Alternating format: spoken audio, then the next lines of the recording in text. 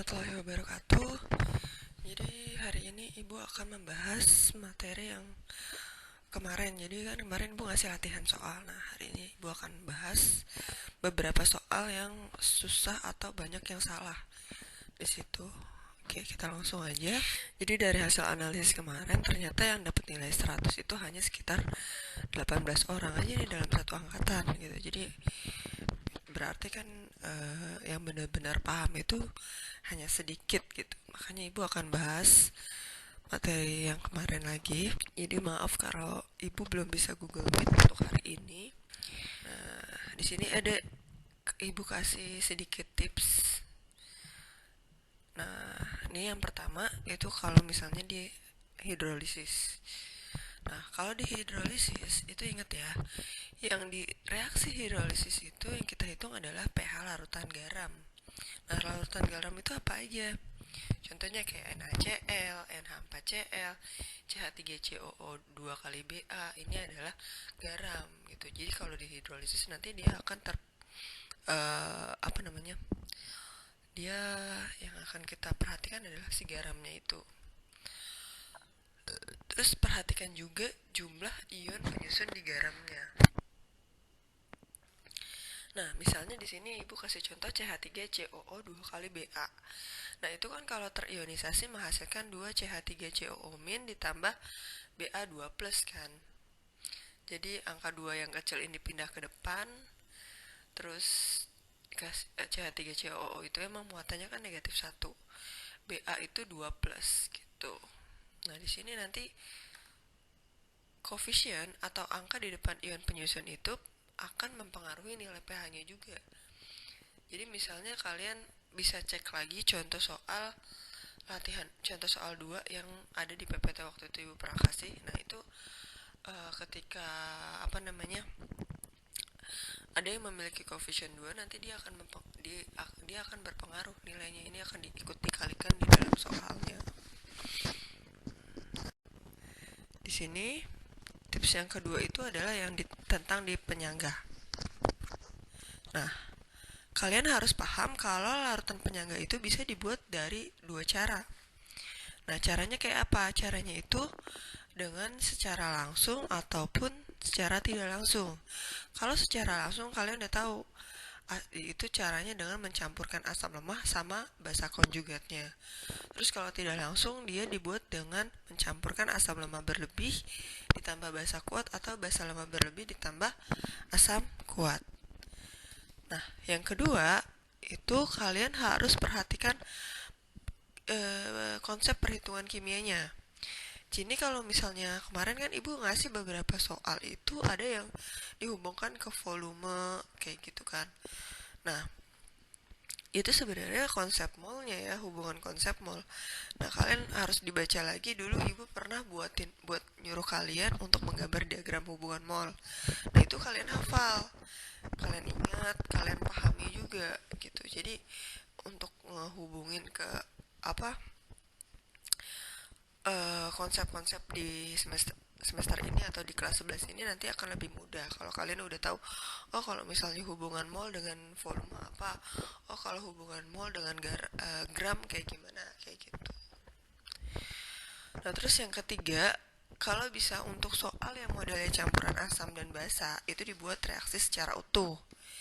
Nah, kayak kemarin nih misalnya kan itu ada NH3 ditambah H2SO4 menghasilkan NH4 2 kali SO4. Kenapa harus ditulis secara utuh? Karena nanti akan mempengaruhi di reaksi MBS-nya.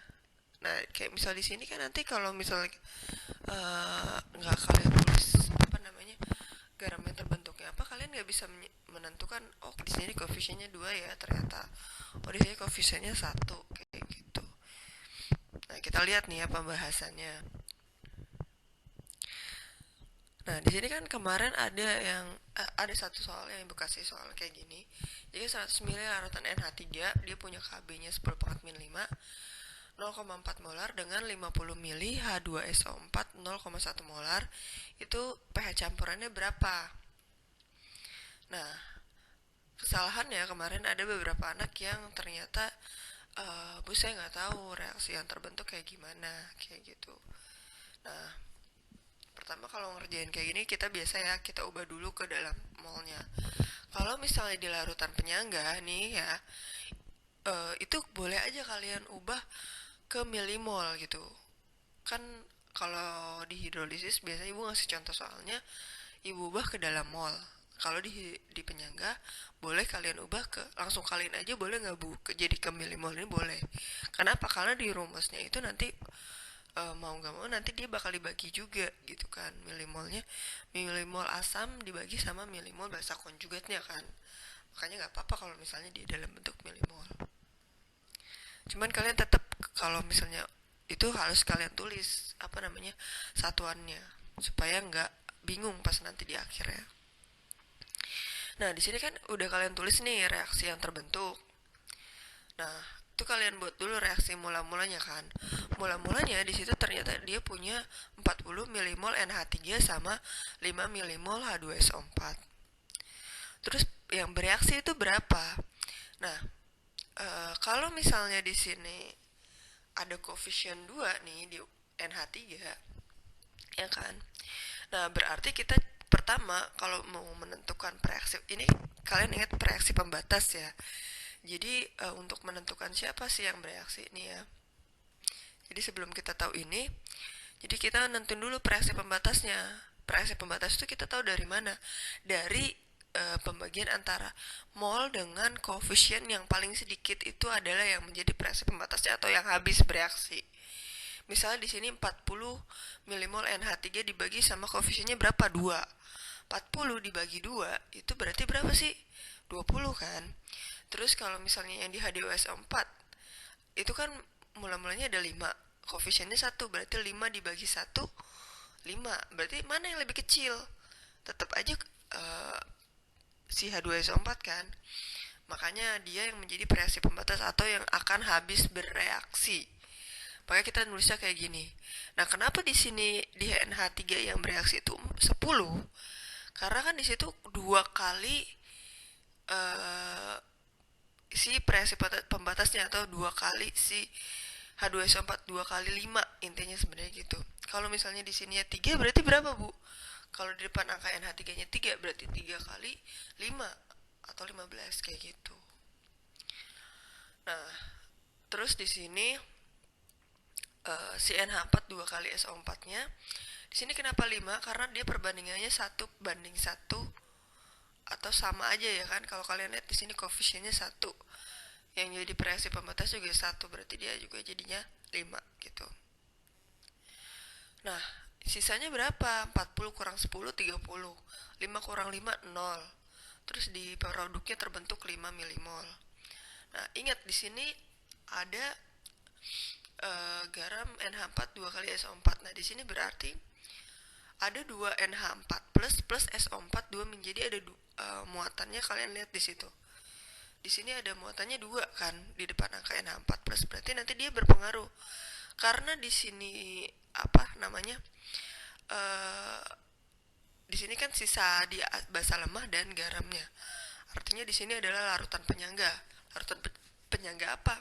Penyangga basa ya kan. Nanti di sini kalau kalian masukin ke dalam rumus berarti kan kayak gini ya. OH- sama dengan KB dikali mol basa per mol basa konjugat. Nah, kalian masukin KB-nya di situ 10 pangkat min 5. Terus mol basanya dia kita dapat 30. Terus di sini kalian lihat di sini ternyata dia ada mol basa konjugat itu berarti yang ini kan si NH4 plus kan. Di sini ada berapa? 2 kan pas kalian ionisasi. Nah, ini makanya harus kalian perhatikan kalau dia punya jumlah atom atau muatannya lebih dari 1. Makanya nanti dia akan ikut dikalikan di sini. Jadi 2 dikali 5. Kalau CH3CONA, kalau kemarin kan ibu ngasih contohnya kayak gitu ya. Nah, itu kan nggak dikalikan 2 karena muatannya cuma 1 atau jumlah basa konjugatnya cuma 1, jadi nggak ikut dikalikan. Biasanya ini yang jadi pengecoh di dalam beberapa soal kimia gitu. Nah, dia dapatlah 3 kali 10 pangkat min 5. Terus abis itu POH-nya sama dengan 5 min log 3. pH-nya berarti sama dengan 9 plus log 3. Oke, gitu. Oke. yang kedua itu adalah soal ini. Untuk membentuk larutan penyangga dengan pH 9, maka 100 ml larutan asam asetat 0,1 molar harus dicampurkan dengan larutan NaOH 0,2 molar. Nah, jadi di sini ada campuran asam sama basa, kita disuruh untuk menentukan volume dari si NaOH-nya. Nah, penyelesaiannya kita ubah dulu ke mol. Di sini kalian boleh ubah ke milimol. Di sini mol NaOH-nya kita belum tahu, X-nya masih dalam bentuk. Ini kan volumenya yang kita nggak tahu ya. Jadi kita ubah ke dalam bentuk X dikali 0,2. Nah, nanti X ini berarti adalah volume dari si NaOH yang dibutuhkan. Nah, kita buat reaksinya seperti biasa. Nah, terus abis itu di mula-mula ternyata ada 10 milimol CH3COH ditambah sama 0,2 X NaOH. Nah, yang bereaksi itu berarti karena di sini koefisiennya sama, di dalam reaksi kalian lihat di situ, itu koefisiennya sama kan. Setelah kalian udah setarakan nilainya sama. Artinya yang akan menjadi reaksi pembatas, ingat ya, di sini kan dia bilang larutan penyangga. Karena dia bilang larutan penyangga, itu kata kuncinya, berarti kalian harus ingat, oh yang habis bereaksi itu adalah si basa kuat gitu. Nah, karena di situ kata kuncinya larutan penyangga, berarti yang habis 0,2 X kan. Nah, berarti yang jadi reaksi pembatasnya 0,2 X semua yang bereaksi. Terus habis itu yang sisanya adalah itu di CH3COH 10 min 0,2 X. NaOH-nya habis bereaksi, CH3CONA-nya itu didapatkan 0,2 X. Nah, tadi di soal dikasih tahu pH-nya itu kan sama dengan 9. Karena di sini asam asetat ditambah NaOH, artinya kan di sini sebenarnya terbentuk larutan penyangga asam. Maka yang kita dapat adalah nilai H plusnya. H plusnya berapa? 10 pangkat min 9. Nah, udah dapet H plusnya, kita bisa masukin ke dalam rumus. Berarti H plusnya 10 pangkat min 9. Ka-nya berapa? 10 pangkat min 5. Tinggal kalian masukin. Nah, kalian bisa hitung di situ 10 min 9 sama 10 min 5 itu boleh kalian hitung duluan, kan dicoret ya. Sisa 10 pangkat min 4 dikali 0,2 X, kali silang tuh, sama dengan 10 min 0,2 X. Nah, 10 minus 4 itu kan berarti sebenarnya, oh ini salah ya, 0,00001 X. 0,001 dikali 0,2, 0,0002 gitu. Ditambah sama 0, ini kan yang sejenis kita masukin.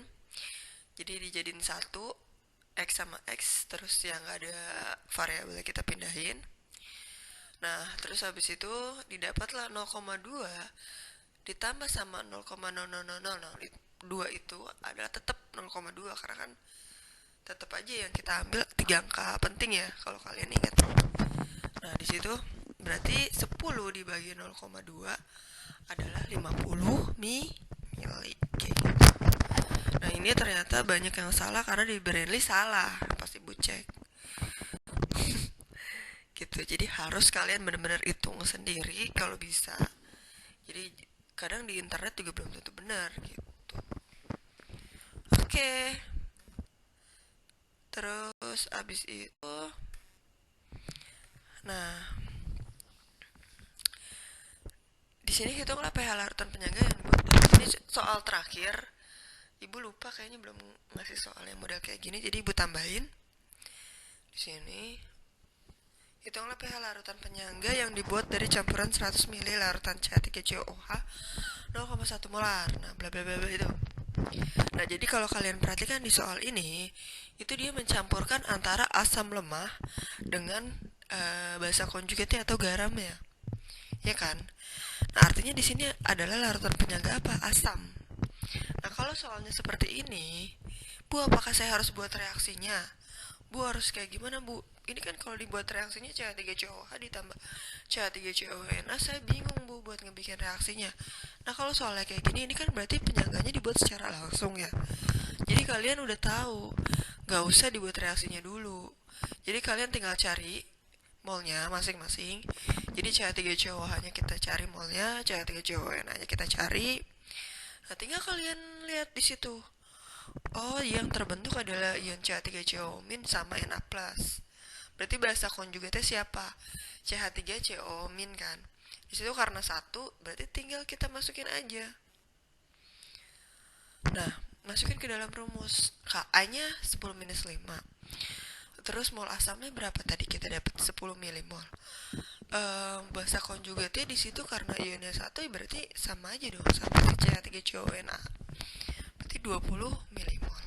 Tinggal kita hitung, ternyata dia dapat nilai H plusnya sebesar 5 kali 10 minus 6, atau pH-nya sama dengan 6 min log 5 kayak gitu. Jadi kalau ada campuran asam sama garam, asam lemas sama garamnya, terus dia bilang di situ larutan penyangga, artinya dia otomatis adalah tinggal kita buat aja, masukin aja ke dalam rumus kayak gitu ya. Oke. Ingat tes kimia tanggal 16 Maret.